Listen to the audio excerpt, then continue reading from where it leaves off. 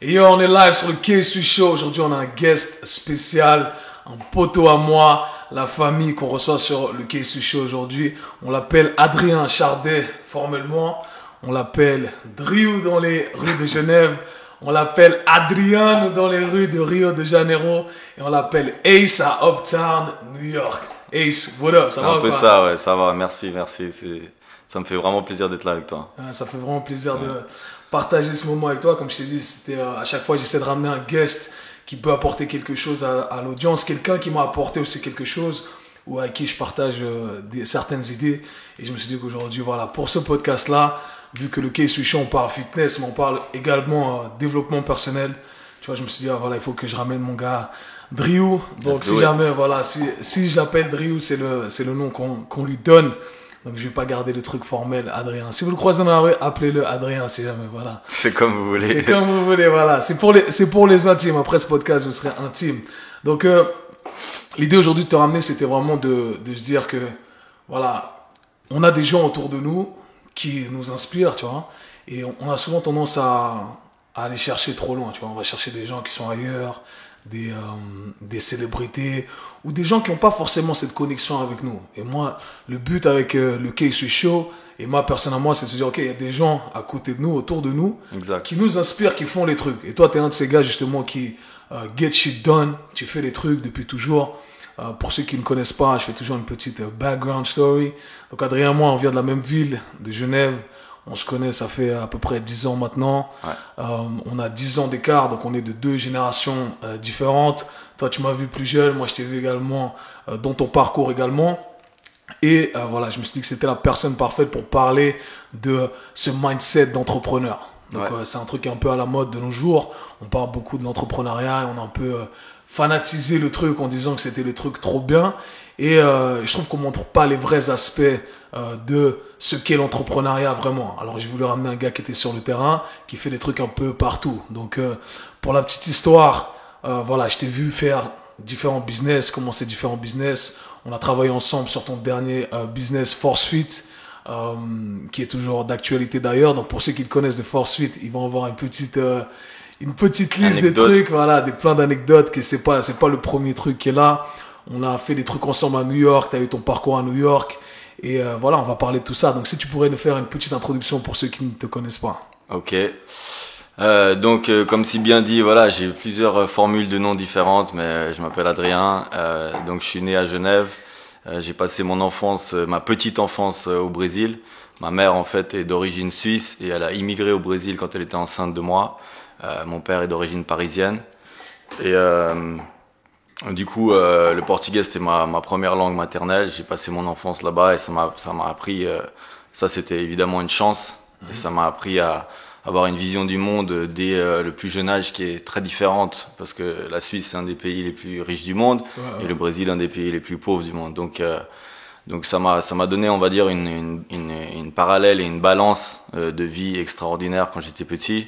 Donc j'ai suivi ma mère sur ses projets. Elle est ornithologue scientifique de métier, donc elle est docteur en ornithologie, c'est-à-dire qu'elle étudie les oiseaux tropicaux là-bas. Et la petite histoire, c'est qu'elle a commencé à sauver les forêts locales à travers une association pour sauver l'oiseau qu'elle étudiait dans son doctorat.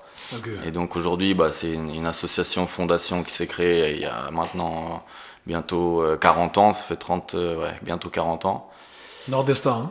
Nordesta, qu'on va élaborer un peu plus tard aussi, j'aimerais bien revenir dessus, mais en gros, ils font beaucoup de reforestation, éducation ambientale et plein de projets annexes qui vont avec. On est à peu près à 8 millions d'arbres plantés. Oh. Voilà, ça c'est pour le côté de mon enfance au Brésil. Et ensuite, à l'âge de... J'étais à Genève scolarisé. Et après le cycle, j'étais au Coudrier et je suis parti aux États-Unis à l'âge de 16 ans. Et à partir de là, j'ai développé forcément. J'étais très timide en partant, mais j'avais une force de volonté qui était inarrêtable parce qu'en fait, je voulais déjà partir à l'âge de 14 ans, 15 ans. Ça a pas marché. J'ai pleuré pendant un an. J'ai gâté les cours pour aller jouer au basket parce que le basket et donc le sport, ce qui nous rejoint aussi, ça a toujours été le fil conducteur de ma vie. Donc ce qui m'a permis de partir aux États-Unis à un jeune âge m'a permis d'avoir une bourse scolaire et puis me débrouiller de fil en aiguille ensuite à travers des relations, notamment dans le sport. Ça m'a ouvert aussi après les études universitaires. J'ai fait mes études à New Jersey, donc l'État collé voisin de New York. Et j'y ai passé au total 9 ans, pratiquement 8 ans et demi, 9 ans de ma vie, de l'âge de 16 ans jusqu'à mes 24 ans environ. Je suis rentré à Genève ensuite pour m'occuper de mon petit garçon qui est né ici. Et il est né en 2006. Et voilà, et moi depuis je suis là en train d'entreprendre tant bien que mal ce qu'on peut faire dans notre petit village genevois. On essaie. Voilà, on fait ce qu'on peut. On essaie d'amener de l'énergie positive ici et faire avec ce qu'il y a. Voilà, mais je pars toujours du principe que si on n'est pas bien assis, il faut changer de wagon en fait. Donc à la place de critiquer là où on est ou juste être grincheux de la situation, il faut prendre le contrôle de ce qu'on peut. Il y a des choses qu'on peut pas contrôler, des choses qu'on peut contrôler. Et à partir de là, développer et être satisfait de ce qu'on a et d'où on va et avoir une vision des choses qui est positive. Sinon, il faut s'auto-prendre entre guillemets et se déplacer, voilà, là où on se sent le mieux. Donc voilà, ça ce sera pour le futur. Mais voilà, ça c'est pour la petite histoire, pas très détaillée, mais voilà. Mais on va revenir sur tout ça, mais t'inquiète, on va élaborer un peu sur tous ces détails. Mais c'est vrai que tu as mentionné le sport, c'est vrai que c'est ça qui nous rejoint. Donc basket, c'est ton sport, c'est ta passion, c'est ta première passion. Et on va sûrement rebondir sur tout ça également, ce qui t'a fait, ça t'a permis de t'exporter. Au final, si tu remontes, tu sais, toujours quand tu reviens à la poule ou à l'œuf, qu'est-ce qui t'a permis de te développer le plus, ton côté entrepreneuriat? Est-ce que c'est à cause du sport qui a ramené un truc? Bref, on va essayer de développer un peu tout ça. Donc, t'as mentionné un truc super intéressant parce que toi et moi, on parle souvent de ça, le fait que si t'es pas satisfait à un endroit, eh bien, t'essaies de le changer. Et ça, on se retrouve pas mal là-dedans, toi et moi, quand on arrive ici à Genève et qu'on dit bon, il y a pas ci, il y a pas ça. Mais il n'y a personne qui le fait, nous on va le faire. Exact. Et parfois c'est frustrant parce que en fait on a envie de ramener cette énergie qu'on peut retrouver ailleurs, où on est satisfait ailleurs, mais au final on arrive ici et puis on est frustré parce que le retour est pas aussi présent qu'on aurait voulu qu'il soit. Voilà, c'est-à-dire que je pense qu'il y a un état d'esprit qui est typique de la région. Après nous on connaît Genève, mais ça entreprend toute la région qui nous entoure. Et l'énergie ici est différente que dans certains pays. Et quand tu as une vision d'entrepreneur, c'est pas ce qu'on t'apprend ici. Donc, c'est un peu comme nager contre le courant tout le temps. Ce qui parfois peut te fatiguer un petit peu, mais au final, si ton but il est précis et il est clair, et il part d'une bonne volonté, nager contre le courant, c'est pas si fatigant parce que tu te dis, quoi qu'il arrive, je suis en train d'avancer, même si c'est 1 millimètre par millimètre, j'avance petit à petit. Tandis que quand on a cet esprit en commun, entrepreneur, et vouloir créer, développer, etc. Aux États-Unis, comme on a les deux, on a eu l'expérience, on a eu la chance d'avoir cette expérience les deux. C'est une énergie c'est une synergie qu'on donne et qu'on reçoit au quotidien. Donc c'est un peu plus difficile de développer ce côté-là, je pense, ici, de ce côté du monde. Mais en même temps, il y a des opportunités extraordinaires. Il y a tout à faire. Avec des aides extraordinaires qu'il n'y a pas ailleurs, financières et autres. Avec des opportunités, on a tous les contacts aussi qui nous permettent de développer. Donc, entre guillemets, jamais cracher dans la soupe, comme on dit. Ouais, exactement. Mais voilà. On peut pas tout avoir, quoi. C'est un peu ça. Déjà, c'est un peu compliqué. Mais pour revenir donc sur ton parcours new-yorkais, donc pour encore la petite anecdote, une fois où quand je vivais à New York, t'étais venu et je suis allé voir tes potes. Et moi, je savais que t'étais un vrai gars, déjà que tu t'entreprenais tes trucs, etc. Et j'arrive, je suis au milieu de tes potes, je sais plus, on était dans les Washington Heights, dans un bar. Et les gars, ils racontent des histoires de Ace. Mais Ace, c'était un entrepreneur ici. Tu faisais du business au States, tu vendais des trucs, tu faisais de la musique, etc. Voilà, j'ai envie que tu élabores un peu tout ça. Quand même tes gars des States, parce que New York, c'est vraiment la mecque du hustle, de l'entrepreneuriat. Et quand tes gars de New York, ils disent, OK, non, ce gars-là, c'est vraiment un vrai entrepreneur. là, c'est là où vraiment on a eu le tampon validé, tu vois. Comme ils le disent. Ah, j'étais fou là-bas. Si tu peux le faire à New York, tu peux le faire partout. Ouais, c'est un peu ça. Et du coup, est-ce que tu peux nous expliquer un peu ton parcours quand tu arrives à New York et là, peut-être, tu as eu un mindset qui a changé. Et est-ce que tu pourrais nous expliquer un peu ce processus-là en venant de Genève? Est-ce que tu avais déjà cette envie d'entreprendre des choses? Ou est-ce que quand tu es arrivé là-bas, c'était un peu... Enfin, ton instinct s'est révélé? Ou alors c'est un truc que tu as découvert et tu t'es dit, ok, ça c'est pour moi? Ouais.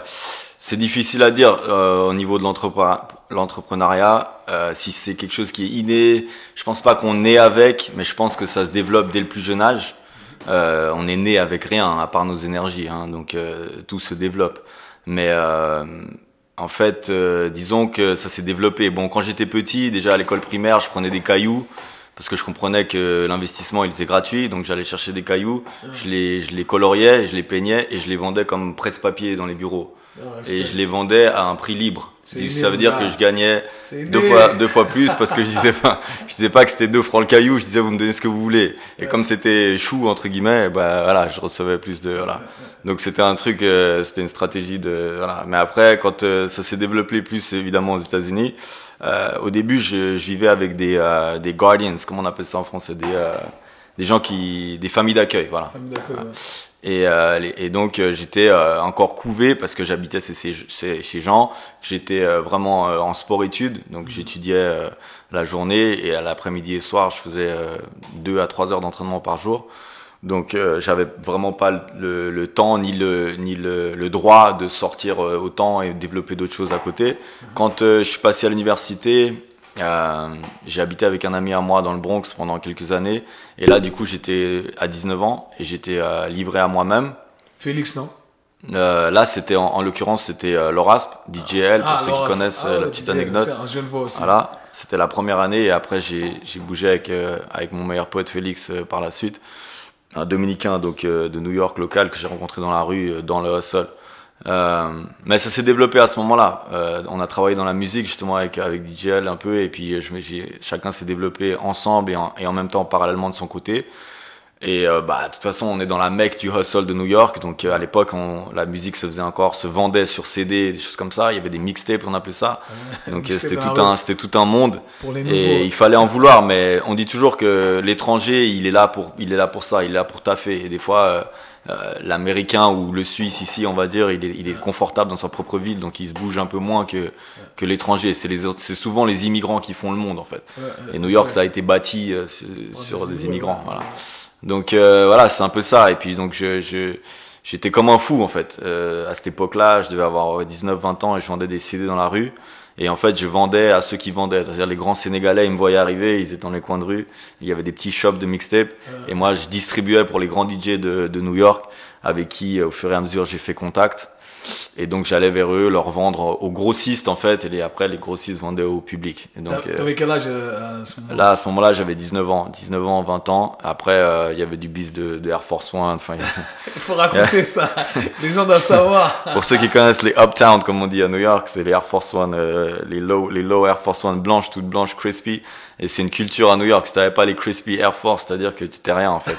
Donc, s'il y avait des marques dessus, ou s'il y avait des cracks dessus, des choses comme ça, en gros, si tu le mettais 2 fois, ça a été acceptable, mais au bout de la 3e, 4e, tu te faisais avoir. Donc, dans la rue, on sonnait l'alarme quand on voyait que c'était pas crisp. Donc, voilà, il y avait des Air Force One à 30, je sais pas d'où elles viennent. C'était dans des cartons, mais j'avais la Connect et, shout out à mon gars Yvan qui était là à cette époque aussi. Yvan, c'était un gros hustler à l'époque aussi.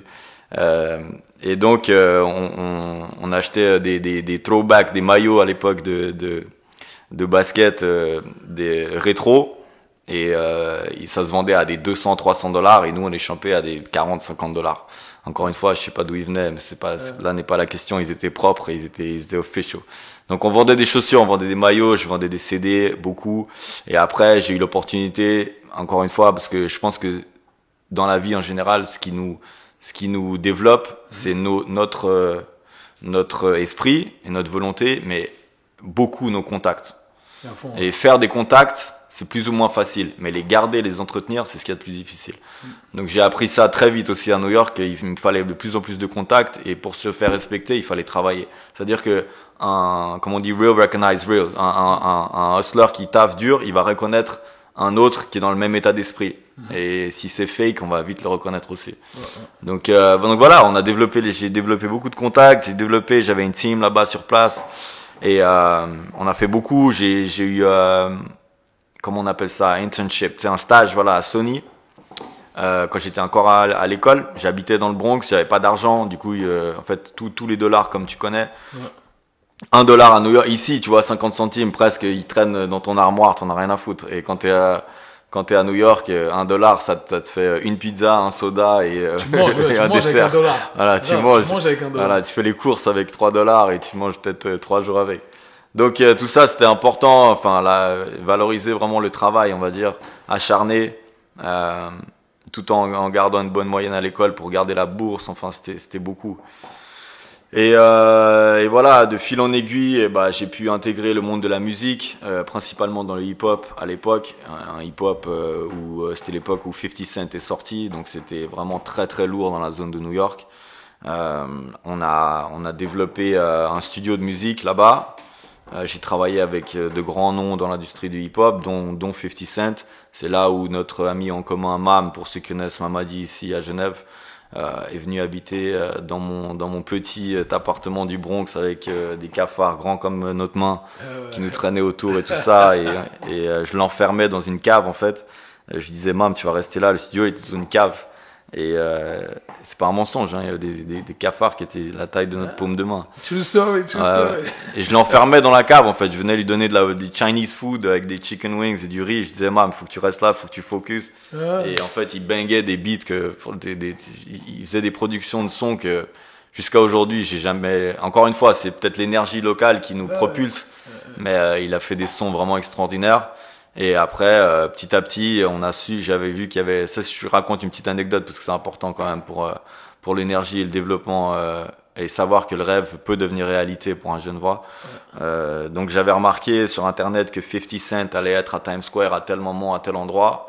J'ai dit à Ma, on va préparer des CD de beats, etc. et on va descendre à Times Square.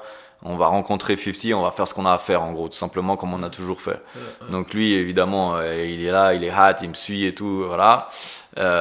Et comme je sais que tout le monde va rejoindre 50, la foule, les autographes, j'ai lay back, j'ai pris un peu de recul et j'ai regardé avec qui il sortait du building. Et donc parce qu'à travers la musique, on sait qui est qui, j'ai vu que Who Kid, son DJ, était en train de sortir derrière lui avec un ami à lui, etc., discrètement. Lui, il a longé le trottoir, 50, il est rentré dans une limousine et Who Kid, il été marché. Donc moi, j'ai approché Who Kid en sachant qu'il était haïtien, en français, en disant voilà et tout. Donc il était déjà surpris qu'il y a des petits gars qui viennent l'approcher en français. Ça passé. Voilà, exact. Et j'ai dit yo et tout, bla bla, voilà, on a des beats et tout, on a un CD, fais-moi confiance. Et stratégiquement, j'avais toujours mis le téléphone au marqueur sur le CD. Pas sur un papier ou une fourre, parce que le CD, la fourre, tu peux la perdre. Mais le CD, si tu le sors, il y avait le numéro dessus direct. Donc j'avais mis le numéro sur le CD. Et une semaine après, en gros, shout out to mon gars Hailu de G-Unit. On m'appelle. À l'époque, je travaillais dans l'immobilier. Ça, c'est encore une autre histoire. On va y venir. Et il me dit, voilà, ce beat, il a été sélectionné par 50 Cent et tout. Il a déjà posé le refrain, machin. Tout. Je rentre à la maison, je suis complètement dingue. Je dis à Mam, joue tes sons, joue tes beats et tout ça. Et Mam, il est là, il comprend pas trop, il joue. Je dis non, next. Il joue. Et d'un coup, il tombe sur le beat. Je dis, Mam, 50, il vient de prendre ce beat-là, il a déjà enregistré le refrain, machin, je sais pas quoi. Le son, il s'appelle Banana Clip, pour ceux qui veulent l'écouter éventuellement sur Internet. Et voilà, c'était révélateur, c'était un rêve devenu réalité, autant pour lui que pour moi. C'était un accomplissement, parce que 50, à l'époque, c'était vraiment l'artiste du moment. Ouais, grave. C'était à l'époque de son premier album, non? Ouais, c'était après, voilà. Juste après, c'était après son premier album. Ouais. Donc c'était tout feu, tout flamme à New York. Ouais. Et nous, on était dans le game, on va dire, et on s'asseyait dans les bureaux de G-Unit, il y avait des posters partout, on a pu rencontrer 50, etc. Ouais. Puis voilà, de fil en aiguille, après, ça a débouché sur plein de trucs. On était souvent chez Busta Rhymes, Mobb Deep, bref, beaucoup d'artistes, quoi. Le rêve hip-hop, quoi. Ouais. Après, dans mon building, dans le Bronx, j'avais la chance aussi d'avoir deux gars qui pesaient lourd dans l'industrie, qui étaient Scram Jones et Live Son. Live Son, c'était les producteurs de D-Block, donc de The Lox à l'époque. Ouais. Jadakiss, Staspi et Chic, pour ceux qui connaissent. Et Et on avait aussi Scram Jones qui a, lui, fait des productions pour toute l'industrie, dont Maria Carey, des choses comme ça. Et eux, ils habitaient dans mon building, en fait. Donc, ils m'ont un peu pris sous l'aile. Et c'était cool. Mais ils savaient qu'on était prêt à tout. Ils savaient qu'on était là pour travailler, quoi. On n'était vraiment pas là pour faire autre chose que vivre notre rêve, comme on dit, le rêve américain. Ouais. Donc ça, ouais. Et c'est intéressant parce qu'au final, c'est les gens, au final, un entrepreneur, c'est ça, c'est quelqu'un qui, tu me donneras ta définition de ce que tu penses, enfin, comment tu définirais un entrepreneur, mais au final, c'est tout simplement quelqu'un qui go after it, tu vois, c'est quelqu'un qui va faire les trucs, c'est toi qui as fait la démarche, tu vas chercher où 50 va sortir, tu fais ta démarche pour pouvoir passer ton CD, et au final, c'est ça un entrepreneur, alors que les gens qui n'ont pas ce truc, ils attendent simplement que les choses leur tombent du ciel. Et... Principalement, je pense que, pour rebondir là-dessus, je pense que le problème, ce qui peut manquer à quelqu'un, c'est pas qu'il y arrive pas ou qu'il est pas entrepreneur, entre guillemets, c'est qu'il lui manque de croire en sa passion.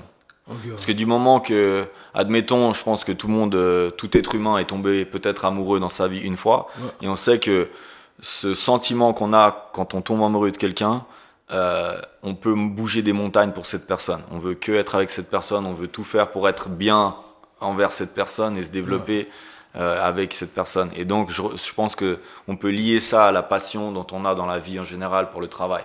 Donc, je pense qu'un entrepreneur, en fait, il se développe automatiquement du moment qu'il a pas peur d'approcher sa passion, comme il aurait pas peur de peut-être approcher une fille pour découvrir cette femme ou cet homme, pour développer avec, parce qu'il sent qu'il y a quelque chose qui le passionne. Donc je pense que ce qui retient les gens, c'est pas de ne pas travailler, c'est simplement la peur qui est souvent aussi infligée par la société, et du fait qu'on nous a jamais vraiment appris à suivre ça depuis le plus jeune âge à l'école, parce qu'on est tout de suite encadré, on nous apprend à être des employés et pas des entrepreneurs. Exact, ça c'est un truc sur lequel je voulais aborder après, mais moi ça tombe bien qu'on l'aborde justement maintenant.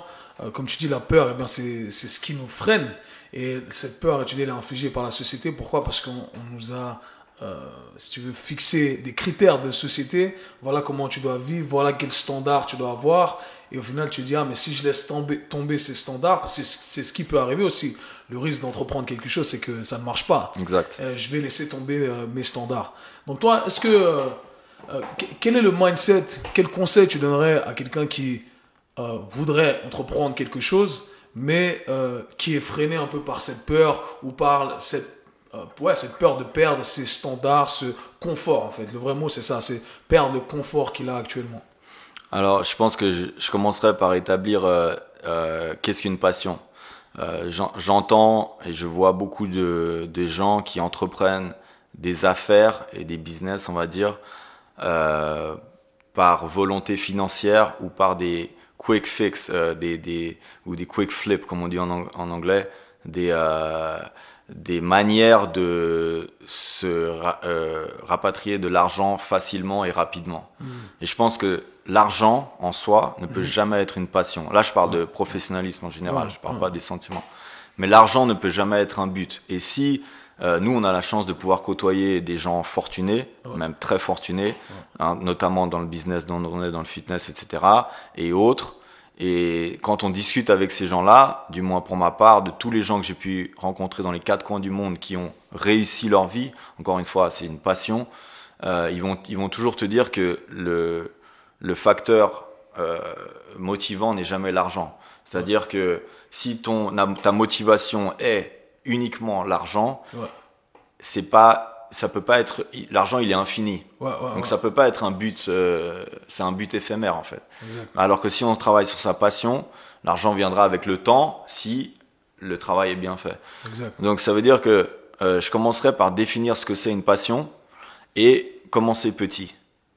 La plus grande problématique que je constate moi personnellement et que j'essaie d'enseigner à mon fils, c'est la patience. C'est-à-dire le travail constant et la patience. Parce que c'est difficile à travailler la patience. C'est quelque chose qui est difficile à développer. Parce qu'on a toujours tendance à être impatient, on veut des résultats et si on les a pas, on se décourage.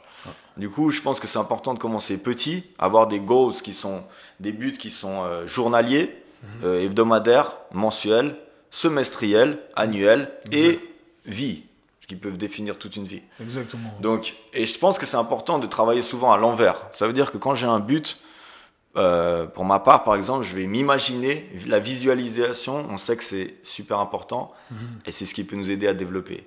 Mais comme souvent on est perdu du chemin, comment on va faire pour arriver à ce but-là, si on reverse engineer, c'est-à-dire qu'on se voit déjà à travers ce but ultime, et n'ayez pas peur de rêver grand, parce que juste encore une fois, les limites, elles sont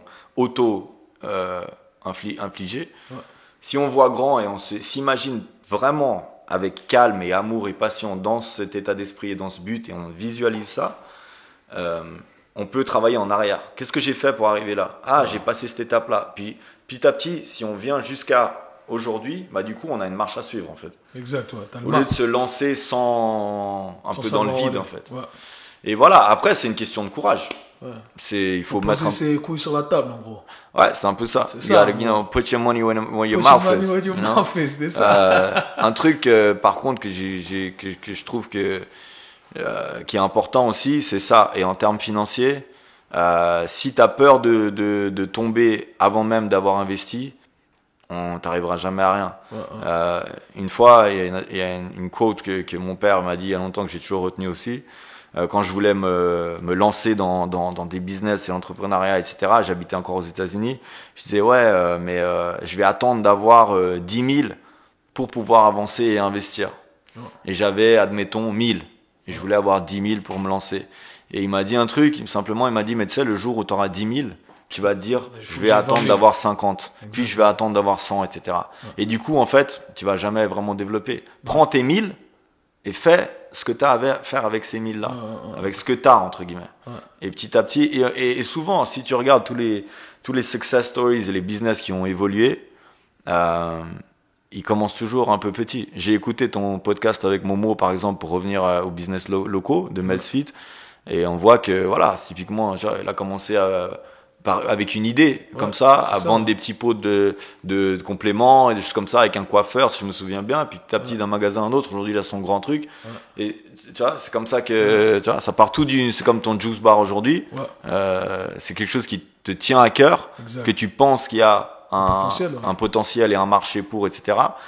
Et c'est une plus-value pour le quartier, c'est du bien-être, c'est pour le peuple, etc. Mais tu crois en l'idée, et voilà, c'est d'une petite taille, et c'est justement, je pense que ça nous permet de diminuer les charges et voilà, assimiler un peu le risque à travers. Mais ça part tout d'un principe de soi, de passion, d'amour et de belief, de croire, d'y croire. Il faut croire en son truc. Un truc qui est important aussi sur lequel je me permets de rebondir, c'est que je suis complètement d'accord avec toi sur le fait qu'il faut pas attendre d'être prêt. Ça, c'est une mauvaise idée qu'on nous a mis dans la tête en disant faut être prêt. Moi, je le dis et je le répète constamment, et il faut y aller quand t'es pas prêt, parce que t'es jamais vraiment prêt. Et être prêt, c'est très vague en fait. Il n'y a rien de précis là-dedans, parce que tes critères, tes limitations, elles vont être à chaque fois repoussées, comme tu l'as dit, en fonction de ta situation actuelle. Et quand tu fonces alors que t'es pas prêt, en fait, tu t'obliges à être prêt. Et tu t'obliges à commettre des erreurs. Et ça, c'est le plus important. C'est de savoir qu'il y a beaucoup d'erreurs qui vont être faites. Encore une fois, il y a un truc qui est super important, et que ce fait d'être prêt ou pas prêt, c'est quand on parle d'enfants. J'entends beaucoup de couples ou d'individus qui me disent non, je suis pas encore prêt, ou c'est pas le moment d'avoir un enfant. Oh son, elle est où Shorty que je l'appelle, parce que j'arrête pas de dire ça, je dis oui, tu vas jamais être prêt, on est jamais prêt. On sera jamais prêt pour un enfant. Typiquement moi, mon petit, ça a été une grosse surprise. Sa mère et moi, on était jeunes, et ça nous est tombé dessus. Et aujourd'hui, on a développé beaucoup à travers beaucoup d'amour, et je pense que ça finit par être un succès, l'éducation de cet enfant.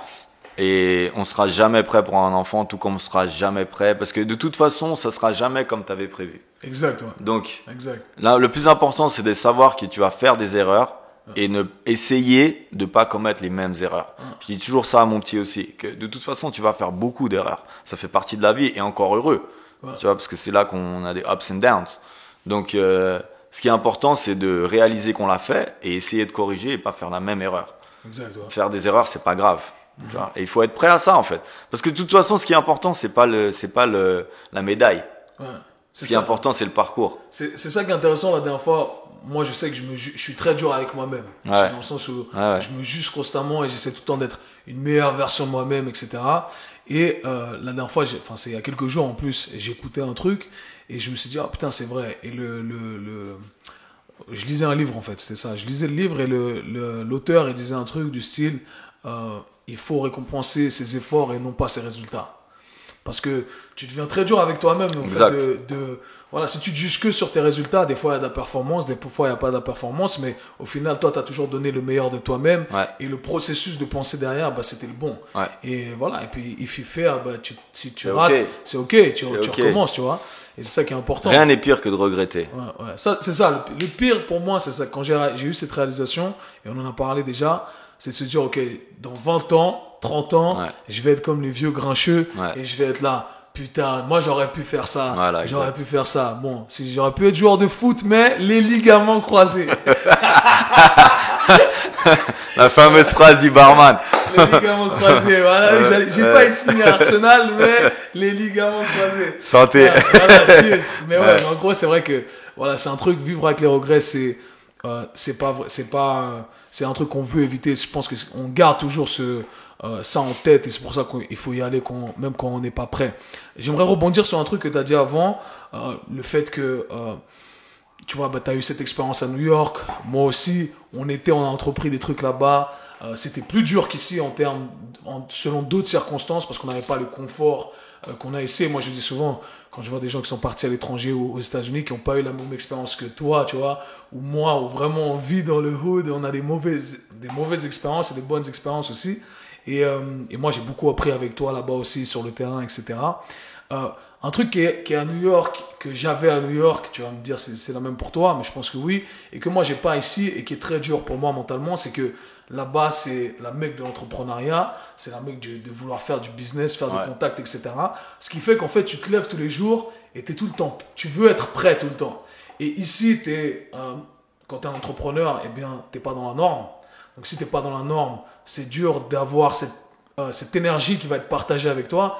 Et parfois, tu as cette baisse de motivation. Comment tu gères cette baisse de motivation ? Je pense que elle est inévitable, cette baisse de motivation. Et dans les quatre coins du monde, de toute façon, c'est humain. Déjà, il faut commencer par l'accepter, d'abord. Il faut commencer par être... encore une fois, ça revient sur la patience. C'est-à-dire qu'on ne peut jamais être toujours au top. Et il faut l'accepter. Parce que déjà, ce ne serait pas drôle si on était toujours au top. C'est quand on touche le fond et qu'on remonte, là, l'expérience, elle devient intéressante. Donc, l'automotivation, elle vient de notre environnement. Et l'environnement, ça, c'est pour revenir sur le fait que des fois, on peut contrôler certaines choses et certaines choses, on ne peut pas le contrôler. C'est-à-dire que c'est une question de perspective. Amen.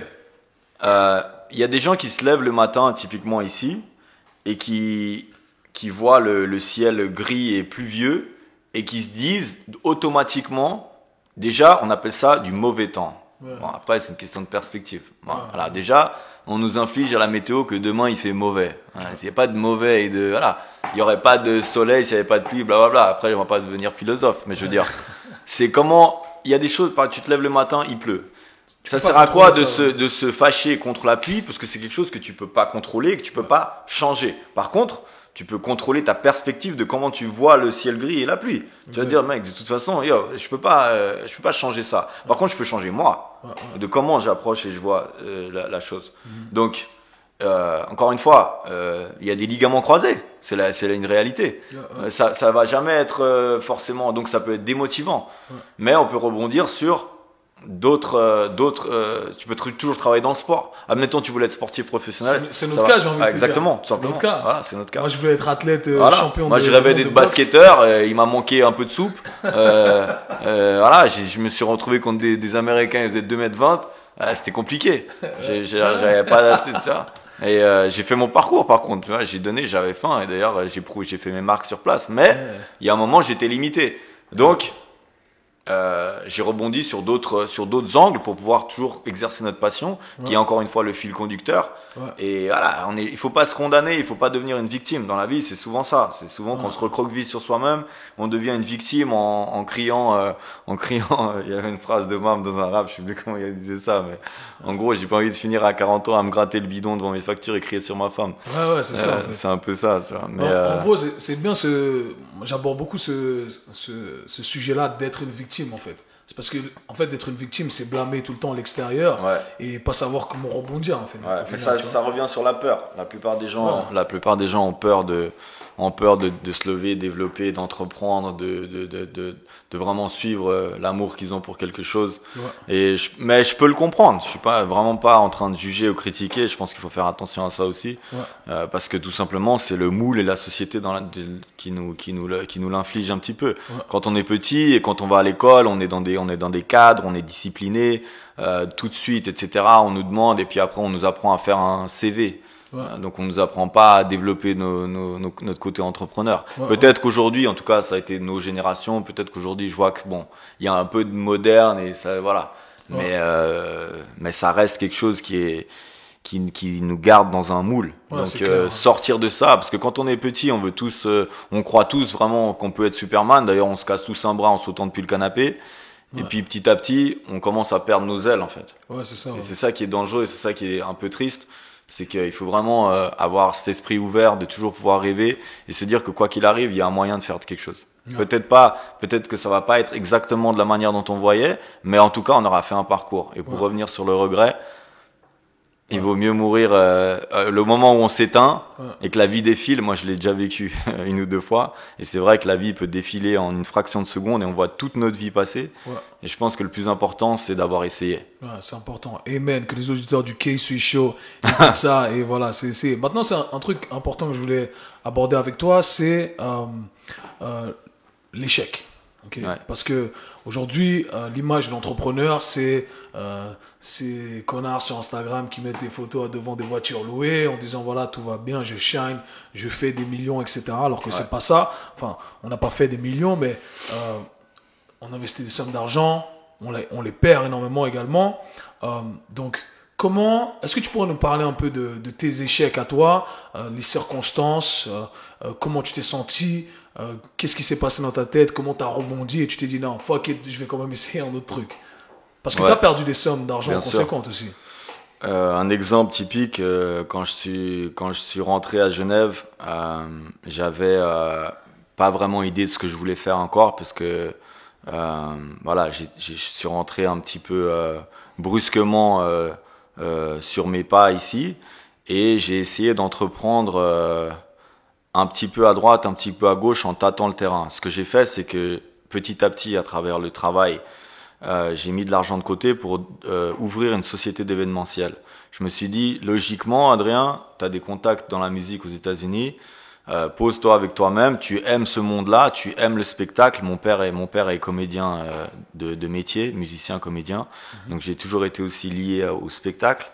Et donc, j'ai décidé d'organiser des concerts avec des artistes américains dans le hip-hop et dans le reggaeton principalement, à travers la Suisse et l'Europe. Et là, c'était typiquement un exemple de impatience. C'est-à-dire que j'ai voulu grandir trop vite et donc je me suis pris le mur, quoi. En fait, en gros, j'ai fait des concerts. J'ai fait Rick Ross les premières fois qu'il est venu en Suisse, à Lausanne. J'ai fait Booba 2-3 fois. On a mis avec des partenaires Daddy Yankee à l'Arena, qui était un gros succès. T'as fait Rick Ross à Paris aussi, j'étais là. Avec toi, merci encore. Et shout out à mon gars Luigi, que vous m'avez appuyé quand on a eu des problèmes logistiques. Voilà, donc tout ça, c'est des expériences. Mais en gros, j'ai réalisé, puis après, j'ai voulu voir grand, j'ai fait une tournée européenne. Et là, j'ai perdu tout ce que j'avais accumulé, plus un petit peu que j'avais emprunté. Donc, grosso modo, en un week-end, j'ai perdu 50 000 francs, voire un peu plus. Je me rappelle plus très bien des chiffres aujourd'hui, mais j'avais plus que mes mains pour pleurer. Et je me suis posé avec moi-même, en fait, tout simplement. J'ai vu mon petit qui tournait autour de la maison. Je me suis dit, là, il va falloir prendre un peu de recul et te poser avec un peu plus de stabilité, et on verra par le futur. Ça a été un gros travail de patience par rapport à un échec qui était très violent à ce moment-là. Parce que quand on perd, admettons, 50 000 francs je crois que j'avais peut-être 24, 25 ans, ça fait mal. Et quand on se retrouve sans rien et que je crois que je devais même 10 ou 20, il y a un gosse qui traîne au milieu, ça fait bizarre et ça fait mal et quand on est en haut de l'échelle, entre guillemets, enfin, il y a tout le monde qui nous encourage. Et tout d'un coup, quand on tombe au plus bas, il y a plus personne qui répond à l'appel. Mais ça, c'est pas un problème, c'est connu et faut pas en vouloir, c'est normal. En même temps, quand tu shines et des fois, t'es plus bas. C'est comme ça. Donc, j'ai saisi une opportunité ensuite qui m'a stabilisé un petit peu ma vie. J'ai passé 4 ans dans le monde de la finance à HSBC. Et encore une fois, j'avais zéro qualification. Parce que toi, tu as un background en fait, j'ai fait l'université à New Jersey, j'ai fait en communication avec une branche marketing. Donc j'avais zéro expérience de finance, j'avais zéro expérience de bancaire, etc. Mais par contre, j'avais la confiance en moi, j'avais le speech, je savais que s'il me donnait une interview et que j'avais mon anglais qui était parfait, j'allais casser l'interview en deux. Donc, j'ai obtenu, j'étais dans le tram à Carreau, je me souviens, on m'appelle, ouais, HSBC, hi Adrian, blablabla, tout ça, je suis là, ok, respect, j'avais fait un bon CV du coup. Finalement, on me l'a appris finalement. Et donc voilà, bref, j'ai passé 2-3 interviews, puis j'ai pris ça comme une école en fait. Mais quand t'es entrepreneur et que t'es employé, y a aucun problème, faut pas s'en vouloir, c'est important de passer par là. Ce que j'ai appris en fait, c'était comme retourner à l'université mais en étant payé. Donc j'avais un salaire de banquier suisse, enfin des minimes parce que j'étais un rookie dans la banque, mais on m'a donné des responsabilités, j'en ai demandé, on me les a confiées, on m'a fait confiance, j'ai saisi l'opportunité sur place et en 3-4 ans j'ai pu développer beaucoup de choses qui m'ont appris ce que c'est d'être au sein d'une entreprise, l'attention aux détails que j'avais pas forcément avant, des petites choses comme ça par rapport à différentes, voilà, bref. Et j'aimerais juste t'interrompre là-dessus parce que c'est un truc important que tu dis. Alors, tu as été entrepreneur pour la plupart de ta vie. Au bout d'un moment, tu veux chercher une stabilité. Donc, tu rentres dans le corporate world. Okay? Donc, ce qui est intéressant, c'est que là, toi, tu le prends d'un côté positif. Tu vois l'apprentissage derrière tout ça. Et tout ce qu'on entend autour de nous aujourd'hui, c'est des gens qui disent « Moi, je ne veux pas travailler pour quelqu'un. » Et moi, ça me rend fou quand j'entends ce genre de truc parce que je travaille pour moi-même depuis un moment, mais j'ai travaillé pour des autres gens et j'ai le même mindset que toi. Qu'est-ce que tu pourrais dire à ces gens-là, justement, qui disent « Moi, je ne veux pas travailler pour quelqu'un » ? Prends-le comme une expérience. C'est-à-dire que, déjà, il faut apprendre à être humble. C'est important, en général, dans la vie. Et donc, il faut pas faire attention à pas trop se auto-valoriser. Donc, ça veut dire que si tu as un esprit entrepreneur, ça veut dire que tu as un esprit entrepreneur, tout simplement. Donc, ça veut dire que tôt ou tard dans la vie, tu vas finir par essayer de développer un projet, si tu l'es vraiment. Après, il y a des gens qui se croient entrepreneurs qui ne le sont pas vraiment. On va y venir aussi, il y en a pour tous. Bref, mais c'est pas grave. Il faut juste faire attention à pas trop proclamer la médaille avant d'avoir fait le travail. Donc, je pense qu'il faut le prendre comme une expérience, tout simplement. C'est très important d'être humble et de pouvoir justement apprendre en étant employé. Il y a du bon partout, que ce soit employé dans une petite entreprise, voilà, je veux dire. Ce qui est important, c'est d'avoir des responsabilités et pouvoir développer. Donc, si tu finis par être employé, sois intelligent là-dedans aussi. C'est-à-dire que si c'est un travail qui est répétitif et que tu n'apprends rien dedans, c'est peut-être pas très productif. Mais tu peux être employé en étant productif. Quelles sont les responsabilités qu'on va te donner ? Quel est l'avenir au sein de la boîte même ? Est-ce que tu arrives à développer ou pas au sein de la boîte ? Et voilà, si c'est un travail qui est répétitif et qui va te ronger de l'intérieur, bah peut-être fais attention. Ne prends pas ce travail-là, sois intelligent, reviens sur tes pas, etc. Et puis apprends, voilà, limite tes dépenses. C'est là où il faut garder le but qu'on a sur le long terme. Sur le long terme, et encore une fois. C'est peut-être juste un moment, une transition en fait. Ouais, parce qu'il y a beaucoup d'entrepreneurs qui croient, il y a beaucoup de gens qui aimeraient être entrepreneurs, qui croient qu'ils ont besoin d'un capital. Si j'avais ce capital, je pourrais commencer à investir. Premièrement, ça c'est un truc qu'il faut absolument régler. L'éducation financière. L'argent, il est là. T'as pas besoin d'avoir de l'argent. Pour entreprendre. T'as pas besoin de posséder de l'argent pour investir de l'argent.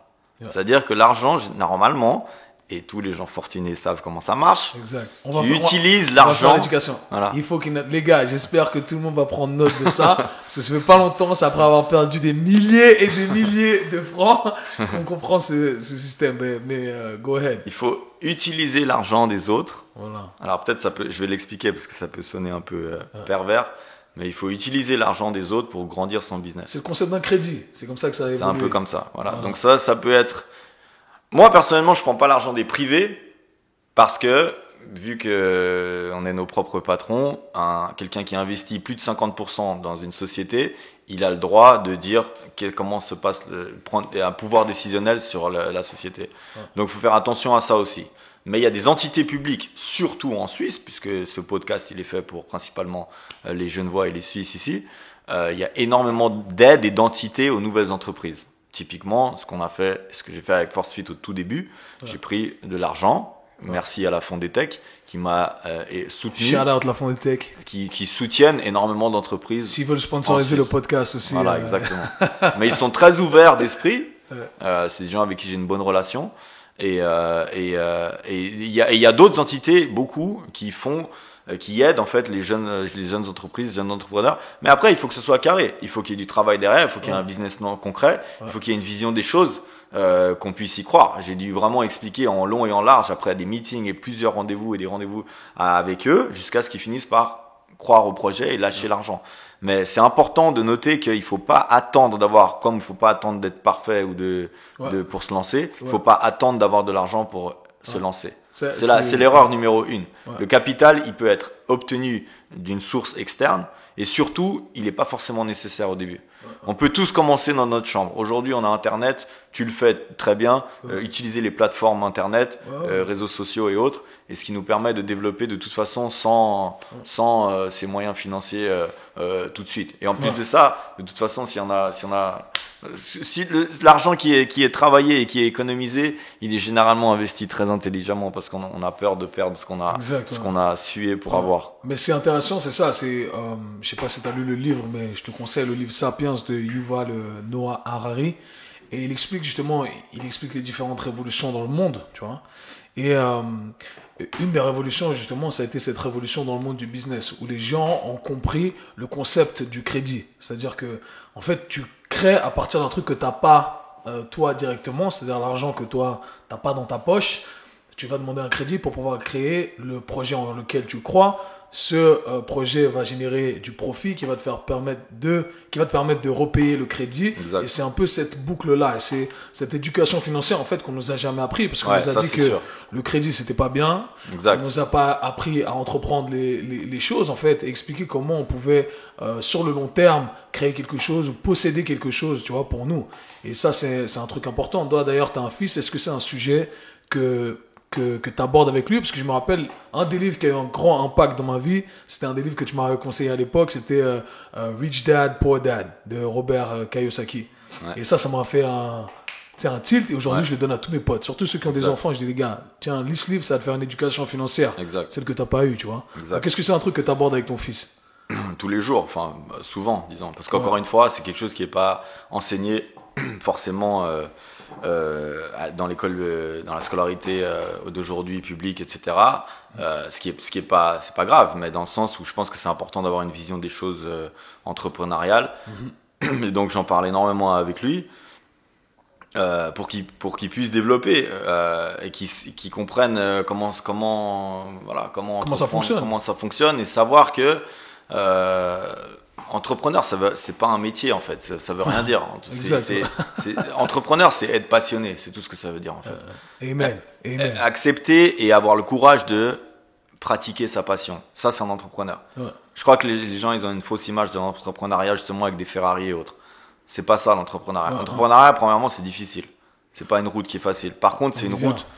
Voilà, c'est une route qui est bien plus intéressante que justement avoir un quotidien qui est répétitif et on vit une vie sans vague en fait. Moi, je pense que ça c'est nos standards aussi, tu vois. Ça, je pense que c'est un gars comme toi ou un gars comme moi, c'est plus fort que nous en fait.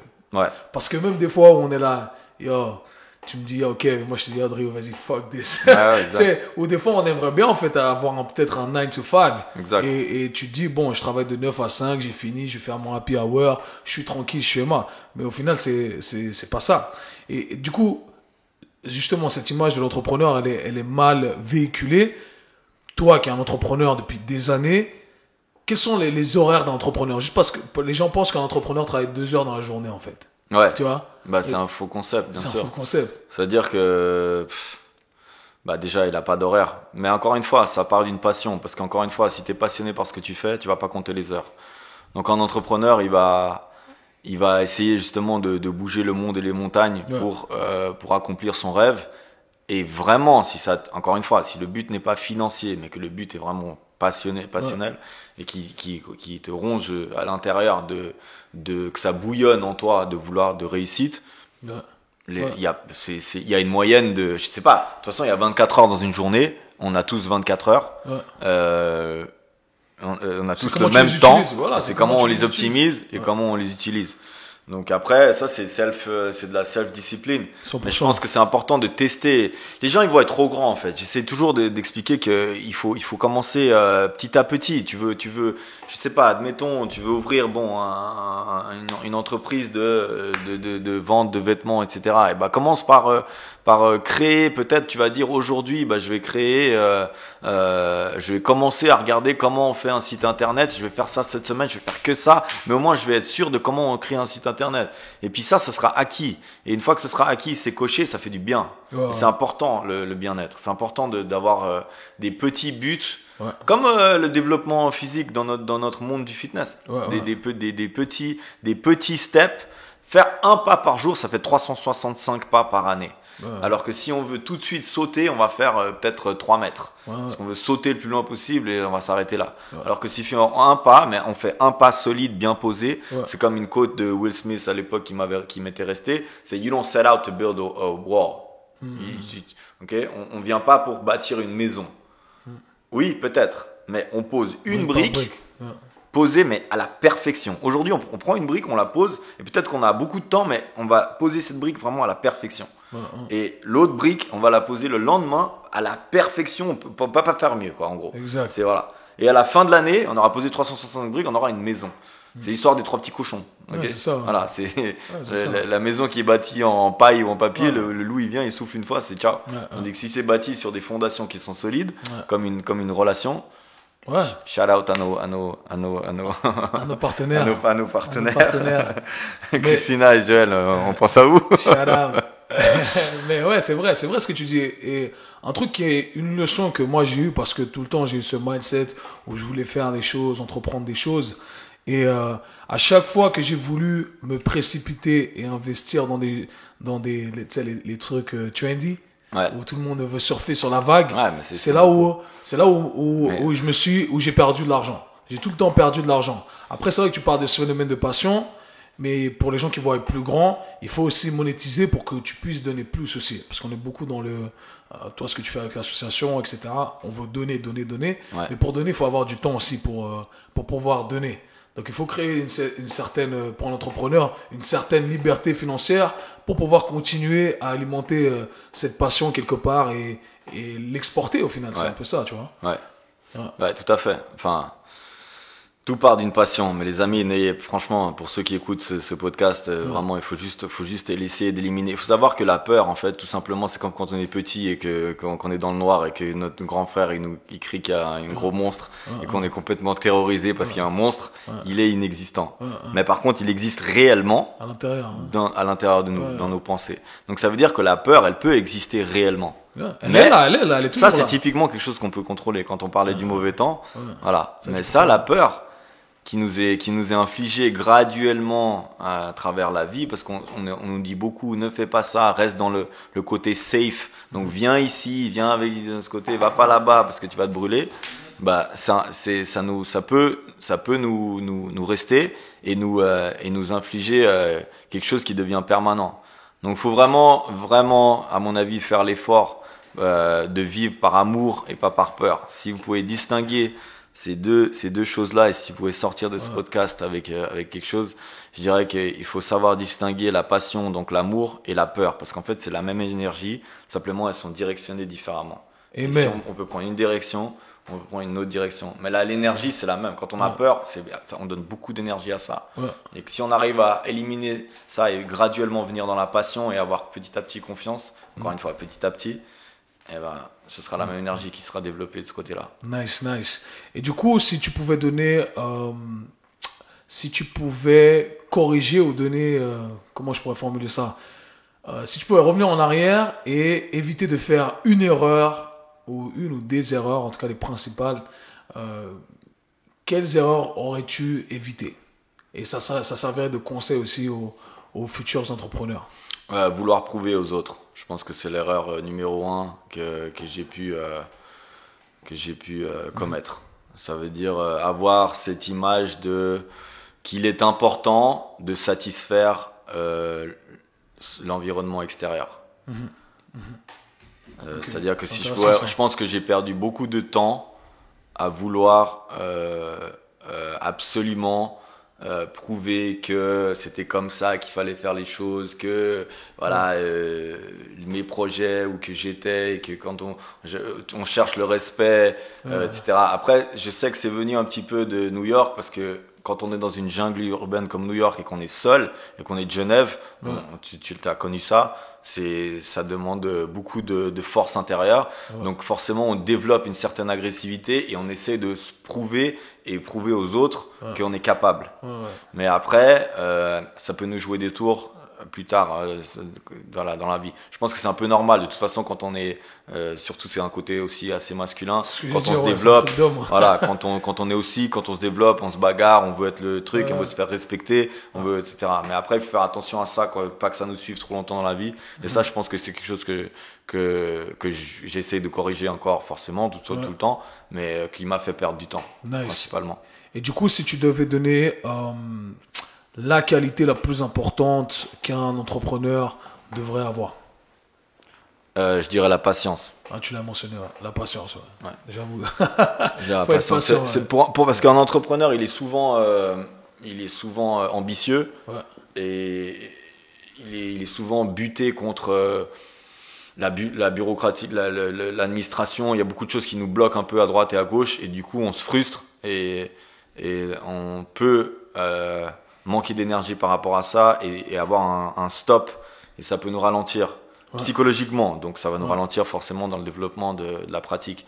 Mais la patience, je pense que c'est la vertu la plus importante pour un entrepreneur. C'est un beau conseil que tu donnes là, et encore une des coulisses qu'on n'a pas forcément abordé, mais l'administratif, la bureaucratie, quand tu entreprends un truc, c'est débordant, plein de papiers, de trucs. C'est le principal en fait. Rien. C'est le principal. Et c'est ce qui a aussi bloqué souvent, même à travers ForceFit dans les premières années. C'est ce qui a aussi des fois détérioré des relations et des choses comme ça, parce qu'en fait j'étais beaucoup en train de me préoccuper de ça et de comment rembourser les emprunts et l'administration et de ces trucs-là, et ça infligeait beaucoup de préoccupations. Et il faut savoir que quand on développe une entreprise, il faut s'attendre à ça en fait, et graduellement forcément on peut avoir de l'aide externe, mais déjà il faut savoir déléguer, chose que je savais pas faire, que j'apprends petit à petit, etc. Mais qui est difficile. Et il faut savoir que ça va être une grosse partie c'est pas ça, c'est le revers de la médaille, il est beaucoup plus important que la gloire. Et encore une fois, c'est pour ça que je dis qu'il faut pas se focus sur la médaille. Le parcours, il est intéressant. C'est ça qui importe. C'est les hauts, les bas, le parcours. The process, man. Just live this shit, man. Il faut y aller, et puis c'est tout, tu vois. Go for it. Le processus, il est plus important que le résultat. Parce qu'au final, quand tu as la médaille d'or, même quand on a tous eu des médailles d'or d'athlètes, etc., voilà, t'as une coupe qui est à la maison, elle est cool, mais aujourd'hui elle est dans le placard, à la poussière, enfin, je veux dire, et maintenant on fait quoi?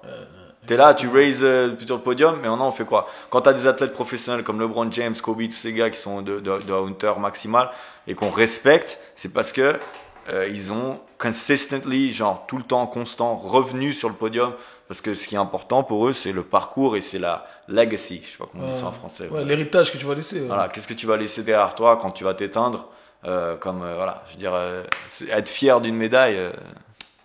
Voilà, C'est quoi. quoi, C'est c'est comme un être fier symbole métal, ouais. être fier de sa Porsche. Ouais, c'est cool, mec. Et Voilà. du coup, tu touches à un sujet important que j'avais noté justement sur mon portable, là, le concept de déléguer. Ça, c'est un truc des plus durs aussi pour Ouais. moi que j'ai dû apprendre. Euh, c'est frustrant. Ouais, Parce qu'au final, il y a un truc qui est frustrant, c'est que on se rend compte que même quand tu délègues, au final, tu as toujours l'impression que la personne, elle va pas faire le travail aussi bien que toi, elle va pas être impliquée aussi bien que toi. Comment tu gères ce processus-là? j'apprends encore. On C'est pleure- difficile. Franchement, ouais, c'est difficile pour quelqu'un qui est perfectionniste, comme on l'est tous les deux. ouais, Euh, je pense que, enfin, c'est une question de confiance en fait. C'est important de savoir que ça va pas toujours être fait de la manière dont tu aimerais que ce soit fait. ouais. Et des fois, ou même ouais, souvent, ça peut être fait tout à fait correctement et bien d'une autre manière en fait. De manière différente. Voilà, Ouais. d'une manière différente. Et c'est ça de collaborer aussi. C'est quelque chose qui est difficile et qui s'apprend. Et que, de toute façon, on se développe à vie. Hein. Moi, j'ai rien acquis. Enfin, j'ai acquis, mais j'ai encore beaucoup à développer. Et j'espère que la vie, c'est une question de développement. Donc, de toute façon, mais déléguer, ça part de, premièrement, la confiance. Ça part de la confiance en quelqu'un. Forcément, tu vas choisir quelqu'un de compétent. Normalement, puisque de base tu es perfectionniste, donc tu vas travailler avec des gens donc tu estimes qu'ils sont compétents dans ce qu'ils font. Et après, il faut faire confiance et accepter que voilà, rien n'est parfait dans la vie, tout le monde fait des erreurs aussi, mais qu'il y a d'autres approches qui sont tout aussi respectables que les nôtres en fait. Ouais, effectivement. Prendre du recul, prendre un peu de recul et accepter. Non, effectivement, je pense que c'est un truc, de toute façon, c'est un travail constant, mais Ouais. mais il n'y a pas de secret par rapport Ouais, à ça. c'est Hein. difficile. Et même pour ceux qui est là, on a parlé d'entrepreneuriat, etc. Et c'est là où l'expertise de chacun rentre en jeu. Il y a des gens qui sont experts dans leur domaine et enfin, il faut pas forcément être un entrepreneur, c'est ce qu'on dit. C'est un peu quelque chose qu'on a ancré en nous quelque part, qui s'est développé peut-être, mais Ouais. il y a des gens qui sont très forts dans leur domaine et qui Ouais. vont apporter cette expertise à des entités, tu vois, comme la tienne, comme la mienne, comme d'autres. Ouais. Et c'est comme ça que les choses grandissent. Et il faut, je pense que c'est un truc important, c'est de connaître son potentiel. Tu vois. Ouais. C'est-à-dire que si toi, tu as un potentiel, tu as une expertise qui peut amener d'autres personnes à améliorer leur performance, ben c'est ça à quoi tu es bon. Tu vois. Ouais. Il y a d'autres personnes qui sont plus sur le devant de la scène, il y en a qui sont Exact. plus dans les coulisses. Tu peux pas Et tout c'est ça. faire. Tu peux pas tout faire. C'est impossible, tout simplement. Tu peux pas tout faire. Impossible. C'est exactement Donc ça. après c'est s'entourer. Bah, en fait ça revient presque comme les amis. Ouais. Quand t'as un entourage qui est négatif ou qui va te tirer vers le bas, malheureusement il faut réaliser un jour que tu vas devoir changer ton entourage. Exactement. Et il faut pas avoir peur de ça. Ça veut pas dire que t'es pas vrai entre guillemets. Ça me fatigue cette phrase. Ouais. Et, voilà, c'est pas qu'on a changé, c'est juste qu'on a d'autres ambitions et donc tu dois t'entourer de personnes qui vont te tirer vers le haut, que tu vas aider et qui vont t'aider. Et dans un business, c'est la même chose. Il va falloir t'entourer de personnes qui en tout cas partagent ta vision, qui vont t'aider dans ce processus et vice versa. Et après, il va falloir faire confiance. Mais ça, c'est quelque chose qui est difficile. C'est quelque chose qui est difficile. C'est un processus constant en fait, ça s'arrête pas. Donc Mais in order to grow, le but de se développer. voilà, dans le but de développer quelque chose, il faut savoir que ça sera impossible de le faire tout seul. Ouais, sûr. Déjà, si on en est conscient, c'est déjà pas mal. Teamwork Après, makes the dream work. ouais, c'est impossible. Tu peux pas travailler, tu peux pas faire tout seul. Ouais. C'est-à-dire oui, mais tu seras limité. Ouais. Dans ton expansion, ça sera Ouais. limité. Ouais. Nice. Adrien, je crois qu'on a fait le tour un peu sur Good. nos expériences personnelles. Est-ce que Ouais. tu auras un mot de la fin pour les auditeurs du K-Sui Show?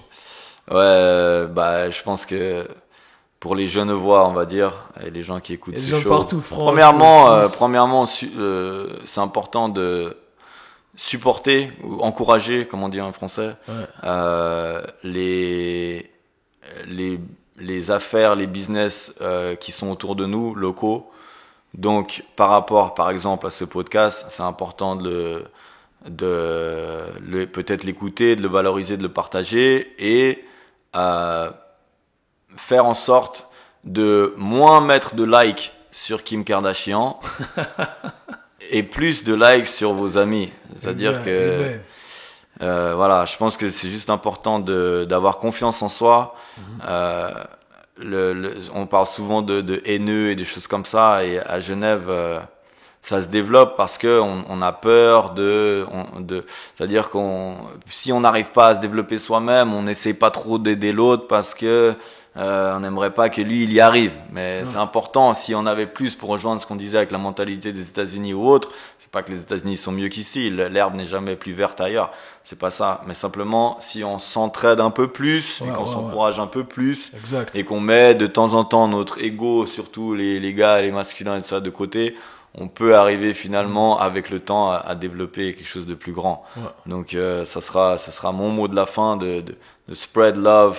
It's the Brooklyn way, comme on dit, around, tu vois. C'est important parce que voilà, c'est tout ce qu'on a. De toute façon, on a que nous, notre entourage, nos familles et voilà. C'est pour ça que pour moi, c'était aussi important d'amener quelqu'un qui, je sais, qui fait les choses, tu vois, qui, tu vois, you get shit done et tu fais les choses et pas une fantaisie, quelqu'un que j'ai pu voir sur le net et que je connais pas vraiment.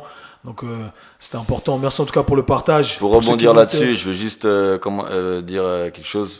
J'aimerais te remercier sur une plateforme quand même parce que voilà, je l'ai déjà fait avec toi ou comme ça, mais peut-être pas assez. Je profite de ce moment pour te remercier pour toute la qualité que tu as amené à Force Fit et dans d'autres, on a parlé de Rick Ross et d'autres. Et je pense que c'est important que les gens réalisent que tu es toujours quelqu'un qui est très assidu dans ton travail, très précis, et quand tu fais bien. Après, on peut avoir nos différences et tout ça, mais en tout cas, je tiens à te remercier publiquement ici sur cette plateforme pour toute ton énergie et ton apport et tout ce que tu as amené à Force Fit en particulier et d'autres choses dans la vie en général. Donc shout out à toi et tous les coachs de Force Fit qui ont participé à cette belle aventure. Je remercie tout le monde pour tout ça ainsi que les membres. Voilà pour la petite histoire. Donc ça fait plaisir. Merci beaucoup. Comme je dis, on en sort tous grandis avec les différents tu vois, les bonnes expériences et les mauvaises. Ce qui compte, c'est qu'on se développe, tu vois. Et si on a fait le pas aujourd'hui, c'est que voilà. Je voulais partager ça avec toi, tu vois. Aussi. Donc, c'était un moment important pour moi également. Donc, voilà, merci pour ton expertise. Pour ceux qui veulent te retrouver, Force Fit, Instagram, est-ce que tu peux nous plug ton Instagram Force Fit, c'est ça? Ouais, c'est Force Fit, Force_Fit_ GVA sur Facebook et sur Instagram.